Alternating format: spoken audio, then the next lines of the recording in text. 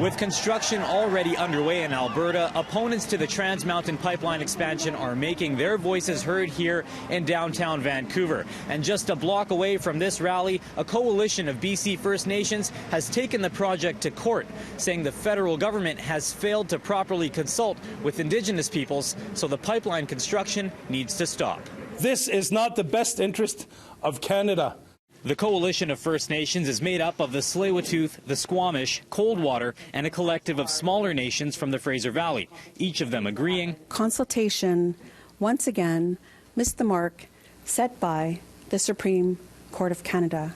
A lawyer for the Tsleil-Waututh told the court that the federal government has not done enough to ease his client's concern of what they call an inevitable oil spill in BC waters. The Tsleil-Waututh say Ottawa's risk assessment of an oil spill is flawed and underestimates the environmental impact of diluted bitumen in the water. The group also claims the federal government cannot say for sure that the noise from increased tanker traffic will not harm the southern resident killer whales, which are an endangered species the Tsleil-Waututh have a deep cultural connection to. Tsleil-Waututh Nation participated in consultation in good faith, yet again.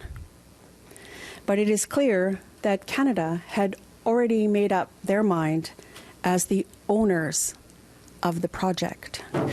Unlike the Tsleil-Waututh Nation, the Coldwater Band says it is not opposed to the pipeline expansion. A lawyer representing the First Nation from BC's interior says Coldwater's main concern with the project is contamination of groundwater on their reserve, as it's their only source of drinking water. They're calling on the feds to reroute the pipeline, but claim things are moving along too quickly, leaving no time for meaningful conversation. Again, First Nations have to go back to court and prove to Canada that they have to respect us on our unceded territorial lands, and they need to listen to us. The federal cabinet reapproved the Trans Mountain Pipeline expansion in June. This after the Federal Court of Appeal blocked the project from going ahead in August of 2018 on the grounds of inadequate consultation with Indigenous groups. The hearings are expected to wrap up on Wednesday. In Vancouver, Travis Prasad, City News.